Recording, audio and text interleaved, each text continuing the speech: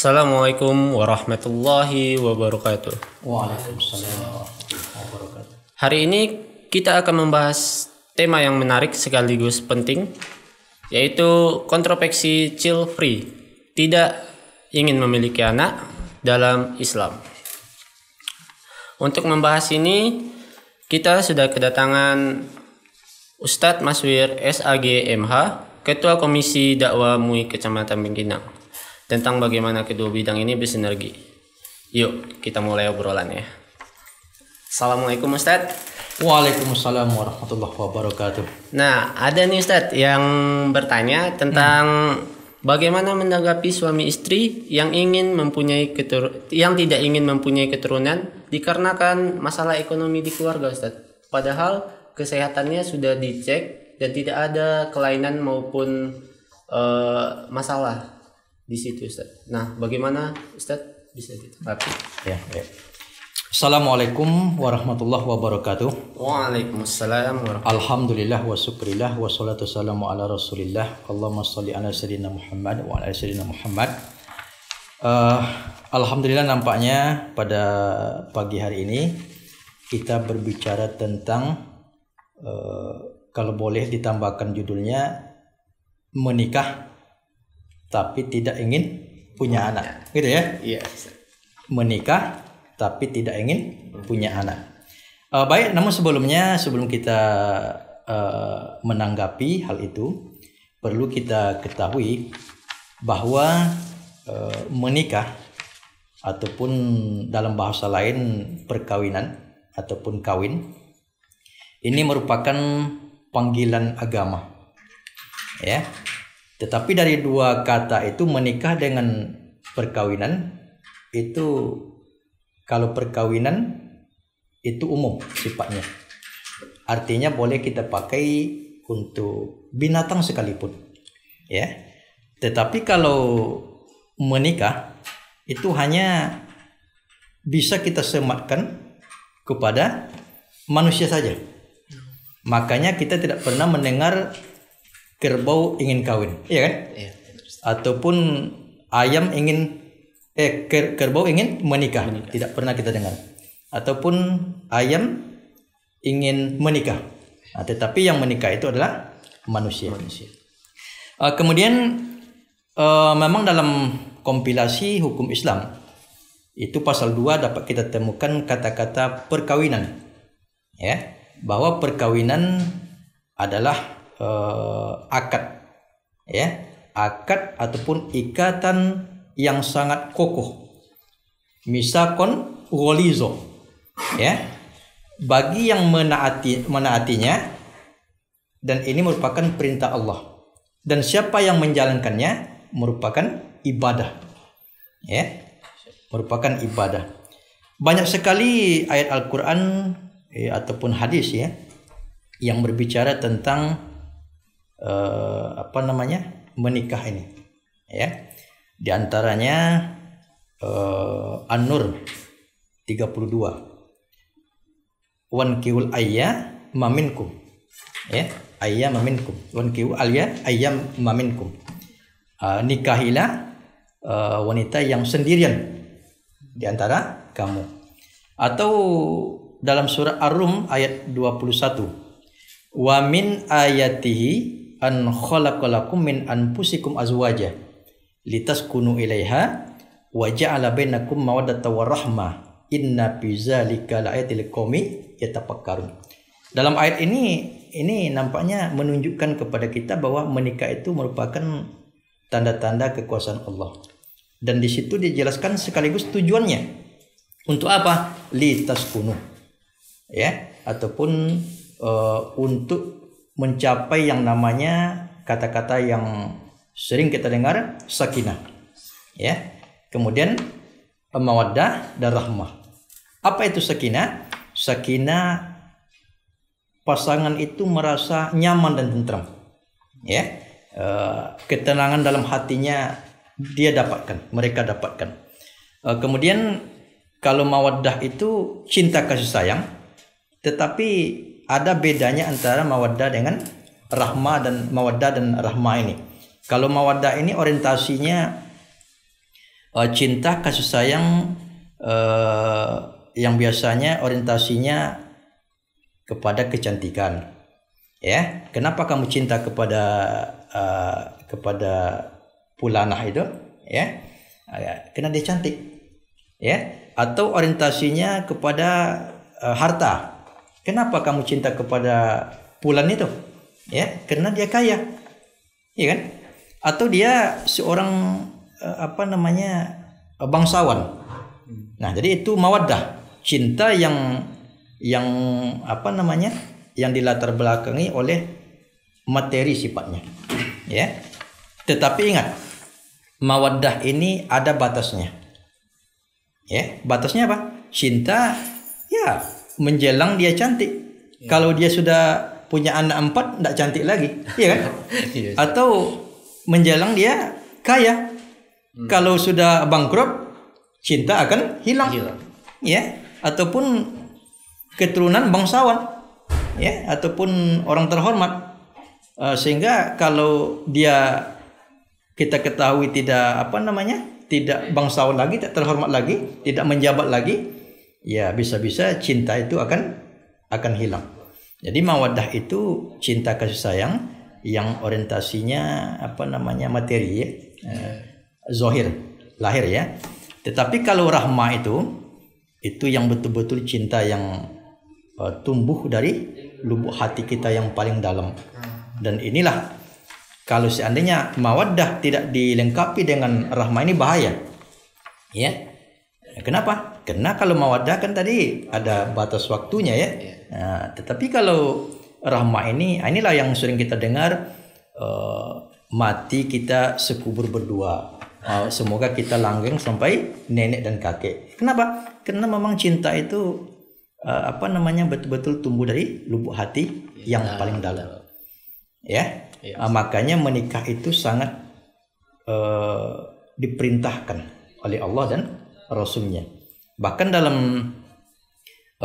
ayat ya dikatakan, kalaupun tidak cukup satu bagi laki-laki ya, laki-laki nih, kalau tidak cukup satu boleh 4. Kan itu. Fankihu ma tabalakum minan nisa masna wa sulasa wa ruba. Iya kan?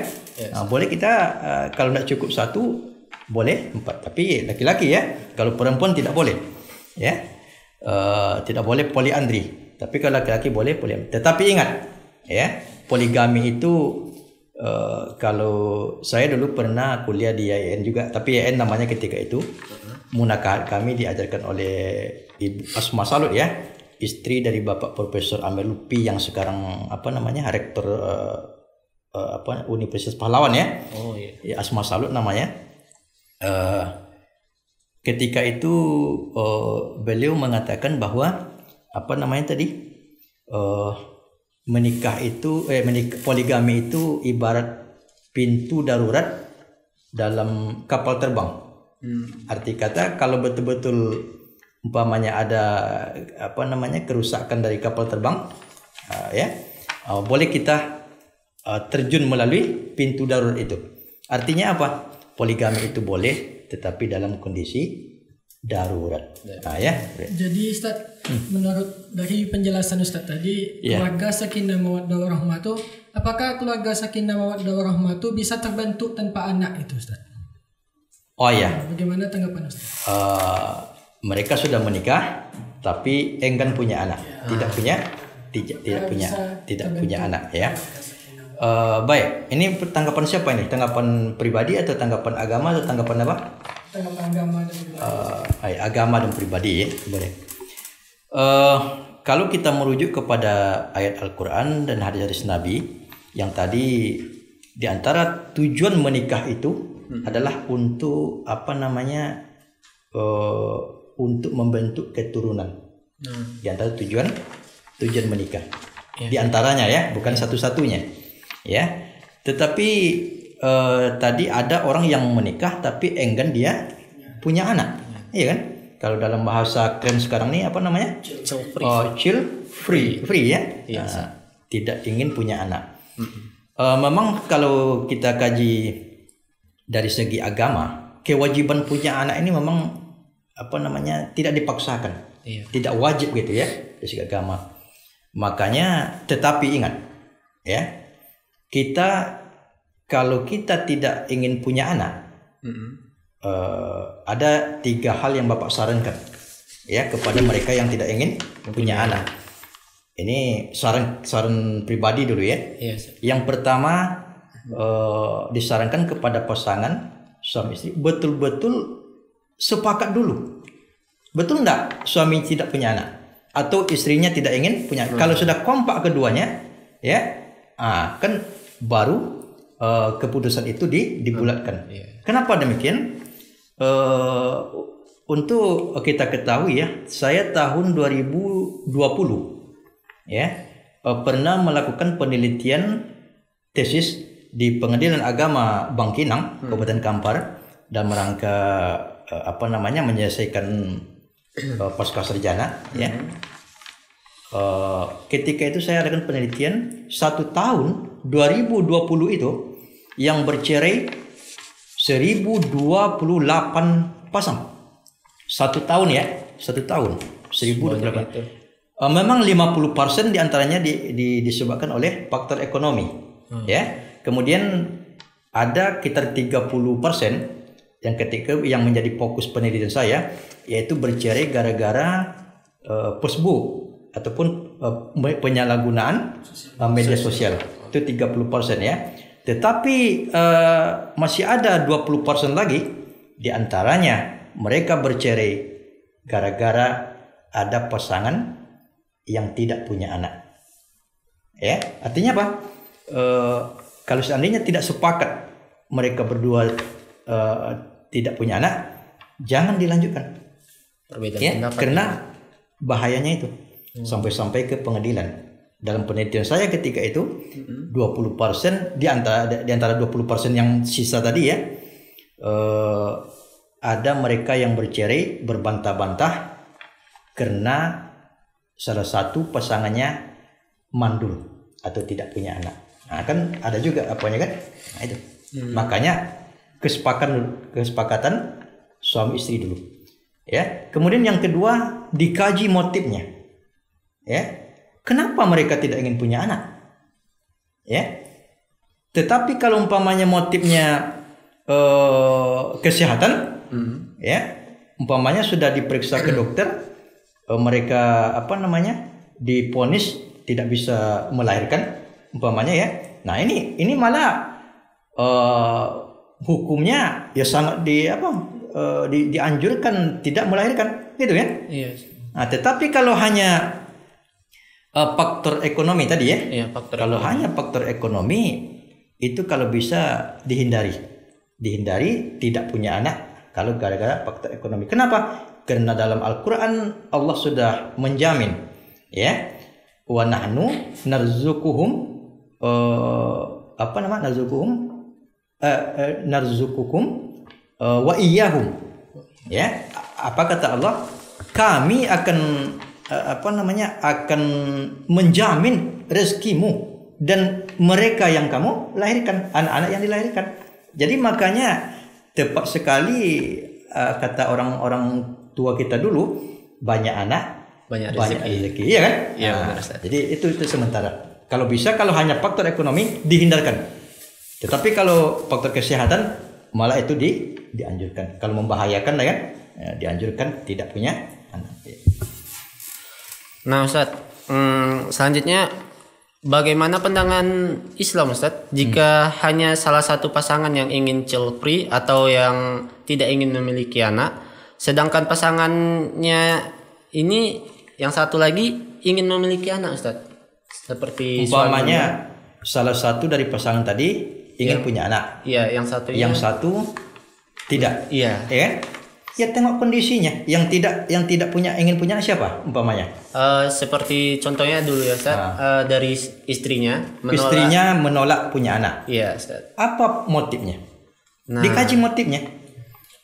Ya, kalau memang motifnya kesehatan, ya suami harus mengerti dengan itu. Kalau seandainya motifnya tuh untuk fokus pada karir itu kan zaman sekarang wanita tuh ingin postur. Nah, ya memang banyak kalau kita dengar lah penelitian tidak hanya di Indonesia tapi bahkan di dunia barat sana kan banyak mereka itu tidak punya anak, kadang-kadang motifnya merasa repot ya, mereka wanita karir ya, ingin wanita karir ingin bebas berusaha kan gitu. Kalau Islam itu barangkali itu tidak dibolehkan kalau gara-gara itu. Kenapa? Karena menikah lalu mempunyai anak keturunan itu adalah fitrah ya, yang sangat diinginkan oleh agama Islam. Jadi Ustaz, bagaimana kalau seandainya mental kedua orang tuanya tuh tidak sanggup gitu untuk memiliki anak, Ustaz? Jadi pandangan Islam tuh menyuruh mereka untuk beranak juga atau enggak? Contohnya tuh kan orang tuanya tuh takut nanti anaknya nih enggak keurus, hak-hak anaknya terlantarkan gitu. Ayah ibunya mentalnya khawatir. Jangan-jangan nanti kalau punya anak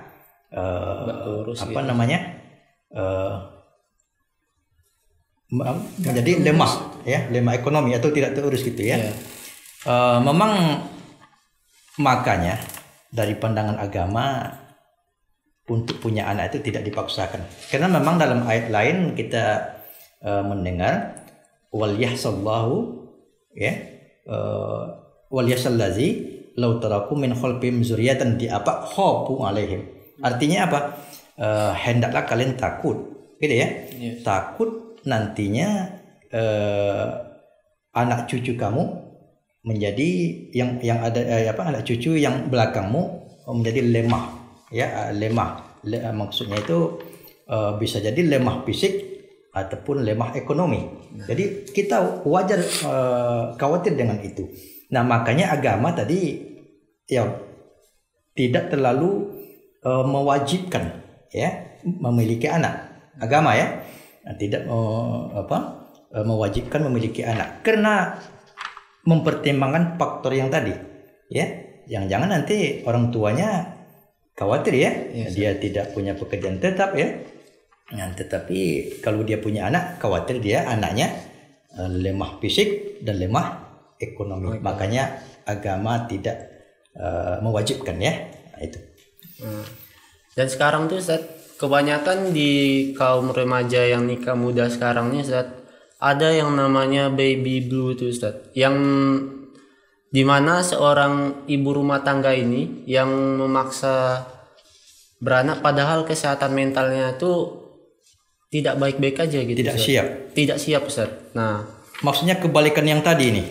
Nah, iya Ustaz. Kebalikan yang tadi. Iya. Maksudnya kesehatannya tidak memadai.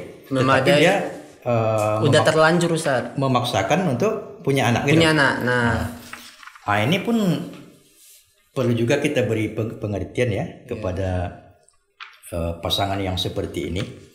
Ya, kalau seandainya mereka betul-betul sudah diponis oleh kedokteran bahwa kesehatannya tidak memadai untuk itu, ya, nah ini harus dipertimbangkan juga. Ya, maksudnya apa? Satu sisi kita memang ingin mengembangbiakkan keturunan sebagaimana yang dianjurkan oleh agama ataupun Al-Quran dan hadis, gitu kan. Namun di satu sisi kesehatan kita pun tidak. Kalau memang tidak memadai, jangan kita membuat suatu kemudaratan ya yang lebih besar daripada kemudaratan yang ringan. Nah, gitu. Nah, itu. Jadi Ustaz, menurut pandangan Ustaz nih termasuk orang yang setuju enggak itu dengan child free ini atau bertentangan? Atau Ustaz ini termasuk orang yang masih menganggap banyak anak banyak rezeki atau 2 anak lebih bagus gitu Ustaz? Nah, barangkali kalau menurut pandangan saya pribadi nih ya, Ustaz. Secara pribadi saya tidak sepakat ya, tidak sepakat kalau seandainya takut punya anak hanya gara-gara apa tadi, tidak punya anak faktor ekonomi, ya. Karena Al-Quran sudah menjanjikan kita jangan sampai jangan sampai suuzon dengan Allah Ta'ala. Allah Ta'ala sudah menjanjikan nahnu narzukukum wa iyyahum. Iya. Saya yang apa kata Allah, kami yang akan menanggung rezekinya. Ya. Bahkan rezeki kamu kata Allah dan rezeki mereka anak-anak yang dilahirkan tadi. Ya. Jadi kalau saya pribadi, kalau memang faktor motifnya tadi tidak sesuai dengan kemudaratan, artinya kalau hanya faktor ekonomi saya tidak sepakat dengan itu. Ya, tetapi kalau hanya faktor kesehatan tadi, yang umpamanya setiap melahirkan akan operasi, ya. Sementara kalau kita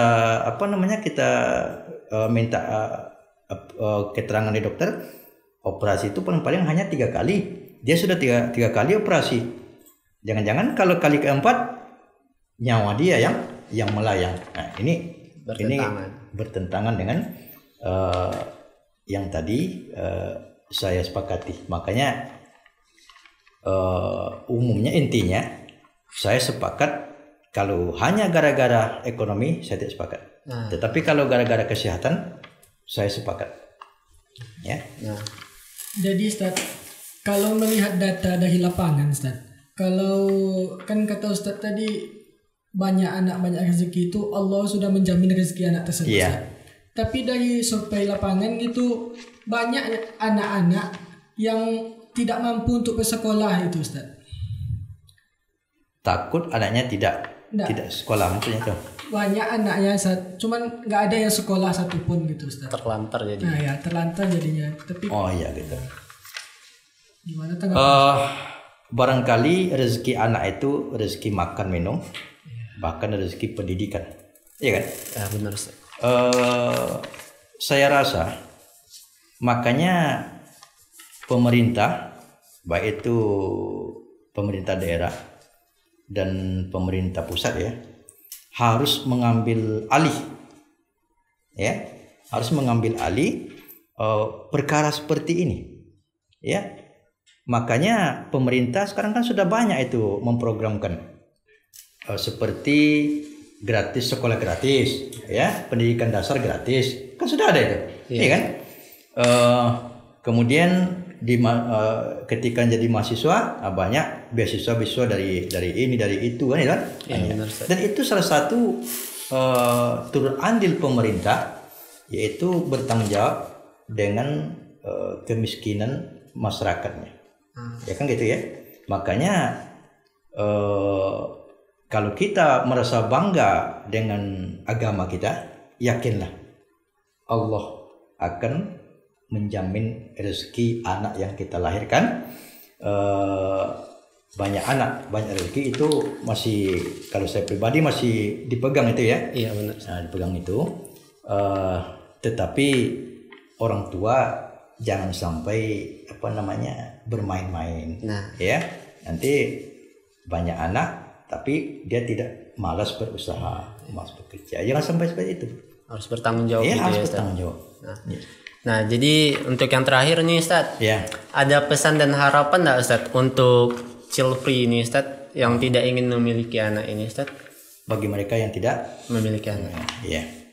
Barangkali pesan saya ya secara pribadi ya, kepada mereka yang sudah menikah ya, yang sudah menikah, yang tidak ingin mempunyai anak ya, pesan saya, kalau Anda benar-benar bangga dengan agama kita, dengan keislaman kita, ya, yakin dan percayalah ya bahwa anak itu, menikah itu anjuran Allah dan Rasulnya. Memiliki anak itu adalah tujuan menikah itu, ya. Dan Allah sudah menjanjikan mereka yang kalau sampai-sampai ancaman Rasulullah ya dalam hadisnya, siapa yang tidak menikah falaysa minni.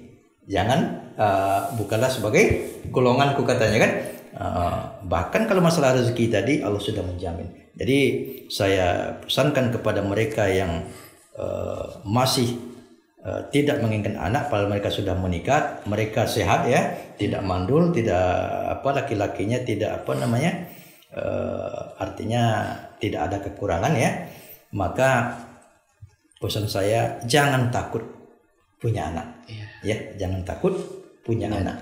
Allah sudah menjamin. Jangankan kita yang bisa berlari, yang bisa bekerja, cacing saja, ya, melata, tapi dia makan, iya, cacing saja, melata dia dijamin rezekinya oleh Allah Subhanahu wa Ta'ala. Yaitu. Nah, baiklah, demikian episode kali ini. Terima kasih telah bergabung bersama kami. Jika Anda menikmati konten ini, ikuti kami di media sosial dan kunjungi kami website kami di YouTube MUI Kabupaten Kampar. Sampai jumpa di episode selanjutnya. Saya Rizky M. Rasid dan rekan saya Hadi Nasidikin. Nah, salam hangat dan tetap produktif. Assalamualaikum warahmatullahi wabarakatuh. Waalaikumsalam.